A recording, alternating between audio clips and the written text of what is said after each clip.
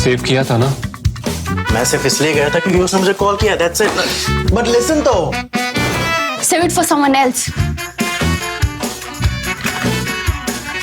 जिंदगी में सेव करना जरूरी है, मगर जब बात पैसों की हो, सिर्फ सेविंग से काम नहीं चलेगा। इक्विटी म्यूचुअल फंड्स में इन्वेस्ट कीजिए और अपने सेविंग्स को आगे बढ़ने का मौका दीजिए। Mutual fund investments are subject to market risks. Read all scheme-related documents carefully.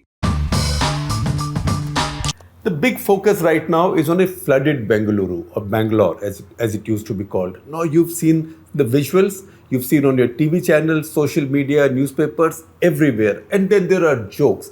There are jokes like Bengaluru is a city where a techie has to commute 2.5 hours to produce an app that will have your food delivered to you by some food delivery company, maybe in 10 minutes, 15 minutes, 12 minutes, whatever. So jokes apart, the serious thing is the city is flooded. And Bengaluru is not just any other city.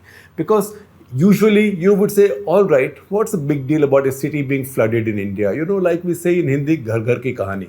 It's a tale of every family. We could say this, sheher sheher ki kahani. Instead of saying it's a tale of two cities, we can spin on that and say it's a tale of all cities in India. All cities in India are at some point of time flooded or short of water, suffering from water shortage, power shortage, with very polluted air quality, with smog, things like that. So cities in India suck. Cities in India, in our country, unfortunately, are rotten. That's a larger issue. But Bengaluru for India is very important because Bengaluru is India's poster boy in the international community. Mumbai may be India's financial capital and India's commercial capital, but Bengaluru is India's tech capital, startup capital. This is where the young people, talented young people now congregate, working on creative ideas to conquer the world in a way. And for Bengaluru to be seen in this state looks bad. Looks really bad for India. Now, why are things so bad in Bengaluru? And why does Bengaluru seem to have these particularly bad problems even worse than other cities? Look at Bengaluru traffic, for example. Now you might say, oh, just because you travel in the car, you can complain about traffic, use public transport. But see the buses in Bangalore. Bengaluru has the highest percentage of buses, say, per lakh people for any city in India. But when your traffic is so clogged, how fast can the buses move? Bengaluru Metro has taken forever building. In the process, because it's being built so slowly, the city is all dug up. City is dug up. It does look like very often like it's a surgeon at work who's opened up a patient and doesn't know what to do with the patient. So it's not stitching the patient back on. It's not able to finish the operation. So that is the state of Bengaluru. It's not just the floods. Bengaluru has been in a bad way. Now, within all this, you see these great startups, these great tech companies, you see towers coming up all over Bengaluru, a big boom in real estate, lots of apartment complexes, apartment buildings, and nice apartment buildings. Very good, among the best in the country. Where does this contradiction come from and how do we explain it? Now, the fact is, we are a democracy. In any country, any system, anything can be explained in terms of politics. But in a democracy, it's even more so. And as we get into the reasons behind the problems that Bengaluru has, we also understand a few lessons, we learn a few lessons, and few lessons that we might have talked about before, we are also reminded of those when it comes to city governance and Indian politics. That is where this crisis of India's urban governance is rooted. So 3 questions from Bangalore floods. So first question is Karnataka and its chief ministers. Karnataka and the survival rate of its chief ministers, because that leads to the question on political stability. So that is the first question. The second is BJP and municipal elections. Does the BJP have a fear of municipal elections? Or does the BJP have a fear of setting up municipal corporations? And from all accounts, it looks like it does. And I will get into the details of that in a minute, because this Bangalore crisis is one more reminder of this. And number three, just the justification or lack of it of having metro cities as our national capitals. Now, look at the chief ministers first of all. If you look at the chief ministers of Karnataka, in the past 30 years, I don't go beyond, I did not go beyond 30 years, because 30 years is a good time to look at, because it was around that time that IT in Bengaluru began to grow. Because until then, there wasn't such a premium on Bengaluru. We did not think about Bengaluru as a kind of new engine of India's growth or the India story. Also, 30 years back, it was that the Manmohan Singh Narasimha Rao economic reform began, which then gave this big fillip to IT industry and created the magic of Bengaluru in many ways. So we are going right back to 1992. 30 years is fair enough time. If we look at 30 years, last 30 years, Karnataka has had 15 chief ministers.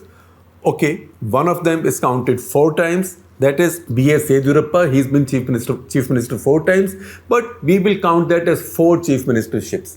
Now, 15 chief ministerships in 30 years. That means an average of 2 years per chief minister. That is terrible for a state which is now expected to be driving India's economy and India's image across the world. So 15 chief ministers in 30 years.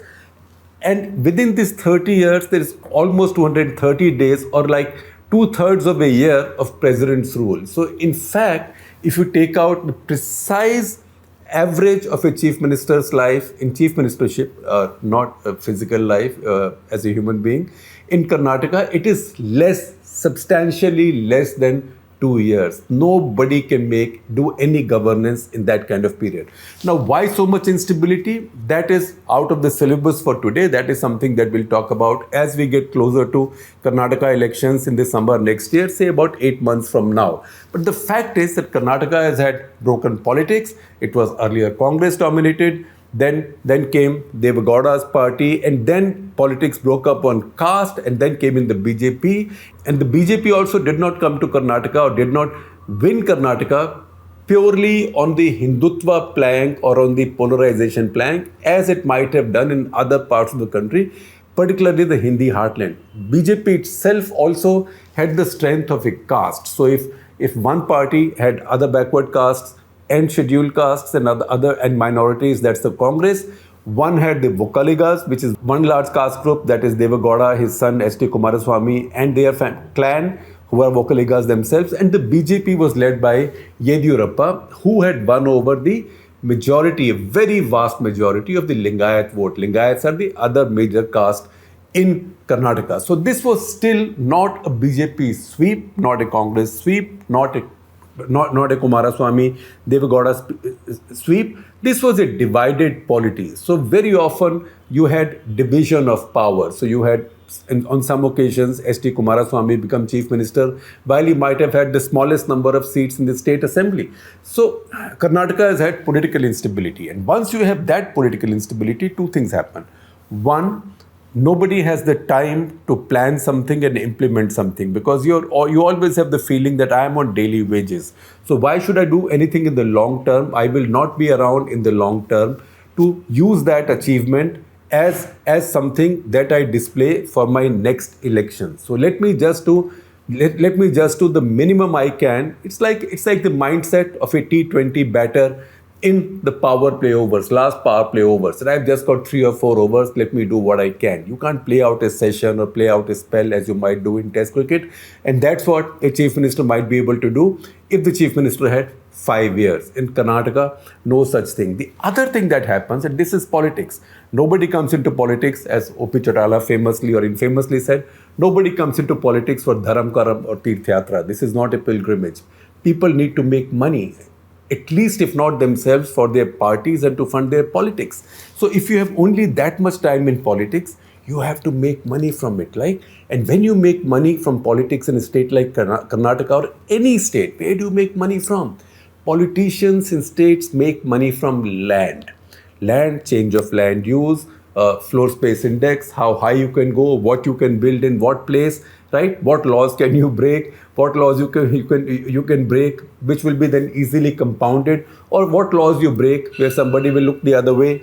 So in this case, I've got, God knows, I've now become chief minister. I might have 5 days, 7 days, 10 days. I'm not joking, because B.S. Yediyurappa, I told you, he's been chief minister 4 times.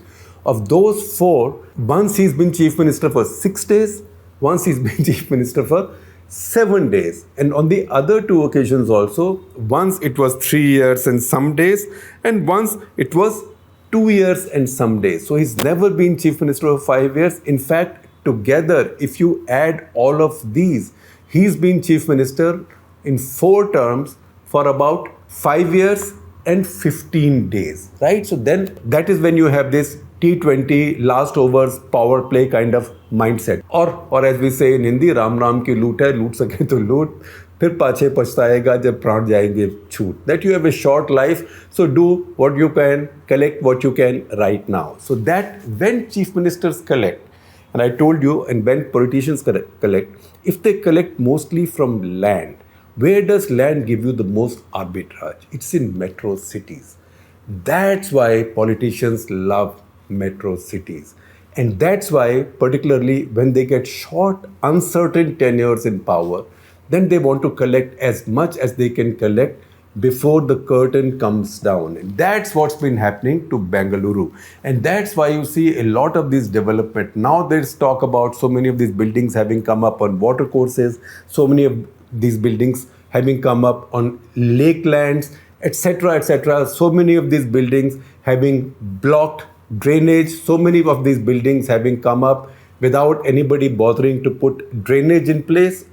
Most of that happens, most of that anarchy, rich people's anarchy happens when politicians are trying to get rich quickly and when they have a short tenure in time. I'm not saying that you might have greater justification making any kind of money if you had a full 5-year tenure. But in a full 5-year tenure, somebody can still ask some questions. There can be some internal deliberation. But when you have a short time, it becomes that much more difficult. So that answers our first question. You want to see who the chief ministers have been? You can see the honor roll on my screen. I will just read out the names and you will see their tenures and also the years in which they served. So going back to 30 years, Veerappa Moily in 1992, Veerappa Moily, H.T. Devagowda. He, by the way, he was chief minister for some time and suddenly, because they wanted some convenient Prime Minister, so they brought him in as Prime Minister in Delhi, so he gave up his chief ministership. He was replaced by J.H. Patel from his own party.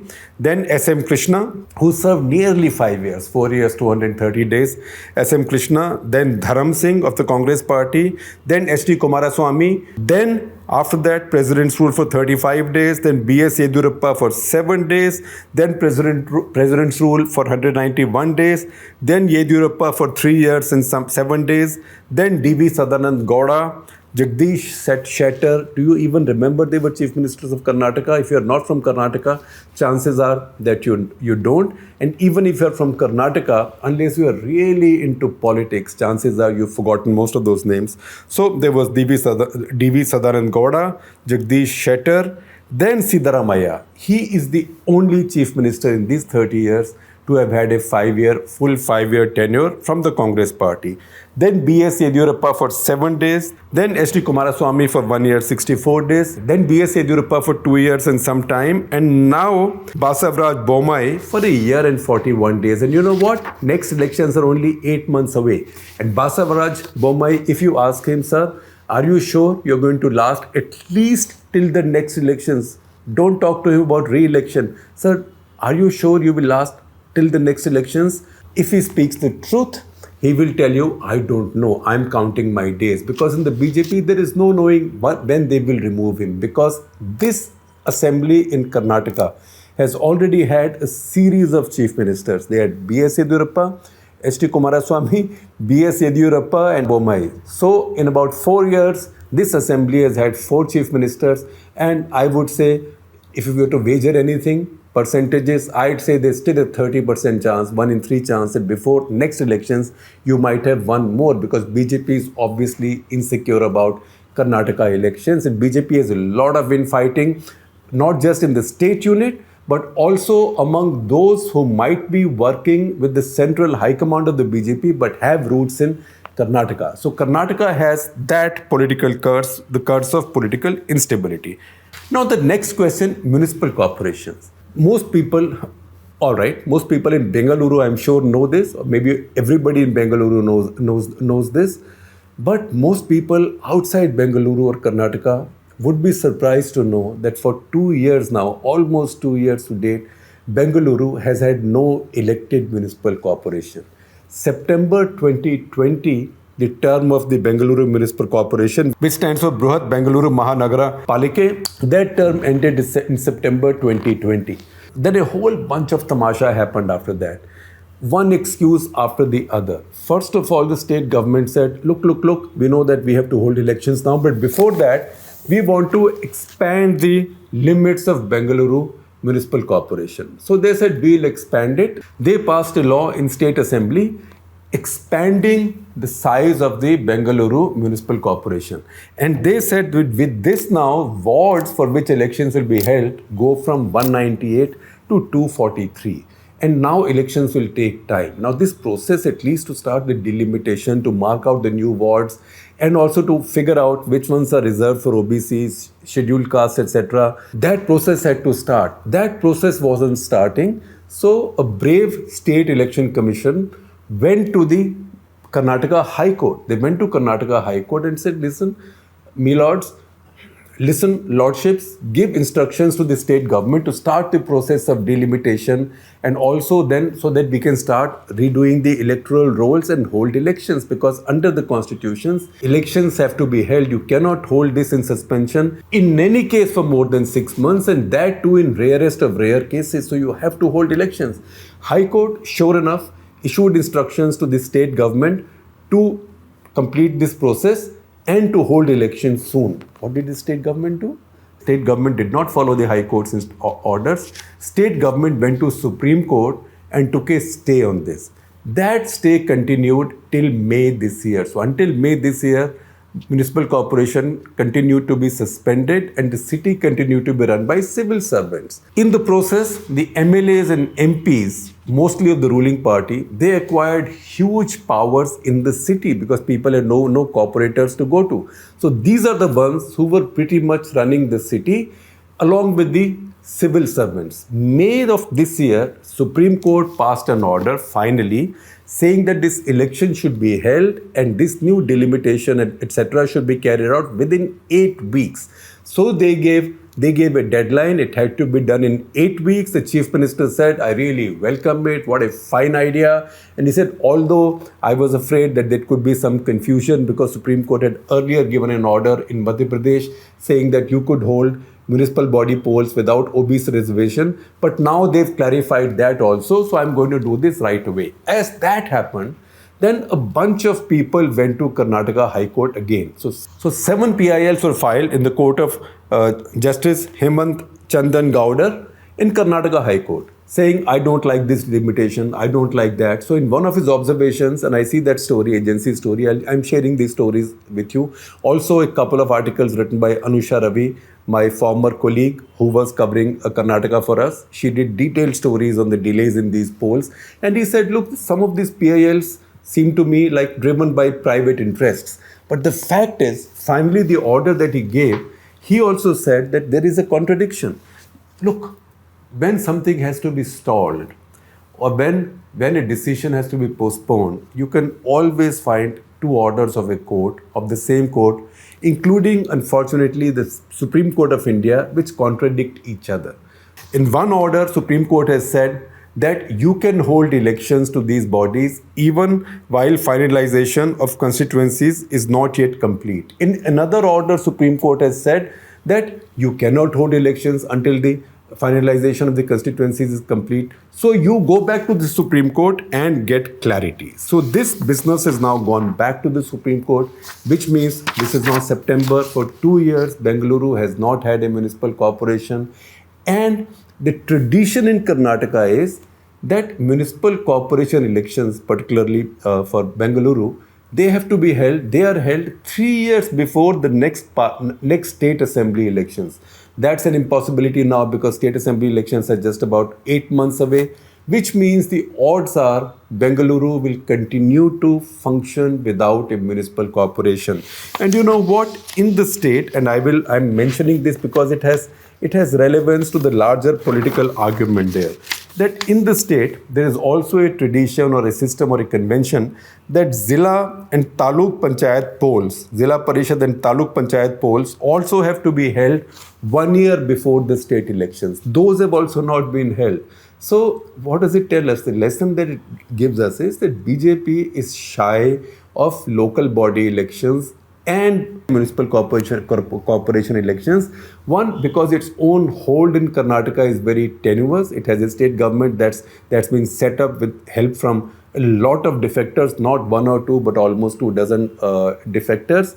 But also because there are dissensions, there are divisions within the party, and they don't want to risk a local body's election setback heading into assembly elections. Having said that, I will tell you two more things, and these two more things are, and that lead us to our larger point on this question. Is the BJP afraid of municipal elections? In Delhi, in two other major cities, two other municipal corporations, BJP has done everything possible to postpone indefinitely municipal corporation elections. And these are states in which BJP has a political stake. Maybe they don't have the same political stake, say, in Chennai. So they may not see the need to do that much. But Delhi, Mumbai, and now Bangalore are three direct case studies where the BJP has obviously shown that it is shy of facing municipal corporation elections. And what's the method they've used in each one? In each one, the ploy they've used is delimitation. So in Mumbai, they said, oh, now we need more constituencies because this is based on old population count. In Delhi, they said, oh, there were 3 municipal corporations. Now we are merging them. We'll pass a law in parliament, merge them, and now there'll be a fresh delimitation. So all these municipal corporation elections are indefinitely postponed. You may now ask me, what's the connection between municipal corporations and the flooding? Because municipal corporations, they are not perfect. They do a lot wrong. In fact, if you want to see how bad they are, you can see Mumbai. Everybody complains about the quality of roads and things in Mumbai. Mumbai Municipal Corporation has been shambolic. But at least there is local governance. Local governance is much better than governance from a distance. And that is one of the big problems in our cities. And Bengaluru is now paying partly for that as well. Because who do you blame? Because in our politics, I also checked about Karnataka. In Karnataka, in the state cabinet, there is a minister for Bengaluru Development Authority, effectively a minister for Bengaluru. Now that is the most lucrative portfolio. And if there is a municipal corporation, particularly if it's a corporation with another party, which is very possible, then that position, the Bengaluru development minister, becomes less lucrative, because then there are two customers or two account holders at the same ATM. In this case, no municipal corporation, and the fact is that in Karnataka, for the past 20-25 years, it is the chief minister. It's a very coveted portfolio. Sometimes other people have got it, but mostly it's the chief minister himself who's kept the Bengaluru development portfolio. So Bommai has it now. Before Bommai, Yediyurappa had it. Before Yediyurappa, in the JDS coalition government, Kumaraswamy's government, Kumaraswamy didn't have it because a lot of give and take had to be done. So G. Parameswara, the senior leader of the Congress, he had it because then there was a bargaining possibility because it was a two-party coalition. So Congress said, okay, you have chief ministership, give us Bengaluru, right? That's good enough. एक ATM आपका, एक ATM हमारा. Before that, Siddaramaiah had it for 5 years when he was chief minister. Before Siddaramaiah also, if we go backwards, it was the same situation. B.S. Yediyurappa had it in his longer tenure. Before that, Dharam Singh had it, and S.M. Krishna had it in 2003, and so on and so forth. So it is the chief minister who has this, and even today, while this chief minister has it, this is a particularly weak chief minister for the BJP. So many ministers in his cabinet are still openly fighting for the portfolio. They are not only openly fighting for the portfolio, they are also attacking each other. So the two ministers that I read about in Anusha Ravi's stories that we published, one is V. Somanna and the other is R. Ashoka, and they are fighting in public. In fact, I see a statement in this story from V. Somanna saying this: Ashoka thinks too much of himself. He thinks he's Emperor Ashoka, etc., etc. There is also Dr. Ashwath Narayan, who's lobbying for the same position because it's a very important position. The fact, however, is that Bengaluru in many ways remained an orphaned city for governance. The chief minister has the portfolio, but this is a chief minister with very little power in the BJP. So I have a quote in Anusha's story from a respected academic, A. Narayana, who's a faculty member at the School of Public Policy and Governance at Azim Premji University, who says, look, interest is where money goes. Political interest is where money goes. The largest chunk of money from the budget is spent on Bengaluru's infra projects. This is where political funding primarily comes from. Now that's a truism, and that's very well said, and that's a reality. Now, which is what brings us to our final point, which is metros as state capitals. Now this is something that I've written about in National Interest in the past. Must our metros be our state capital? So must Mumbai be the capital of Maharashtra? Must Kolkata be the capital of West Bengal? Must Bengaluru be the capital of Karnataka? Must Hyderabad be the capital of Telangana, so on and so forth. Now, I know that in each of these states, when I say this, or in these cities, people say, what the hell is wrong with you? How dare you suggest such a thing? But you know what happens? It's all about politics. Our politicians get their votes in small towns and rural India. So the votes are in the villages or in the small towns. The power and the money is in the metros. So politicians of Maharashtra, they win votes in the countryside, and they come to the big bad city. So in some ways, they then have to make up for all the money they've spent and collect for the next elections.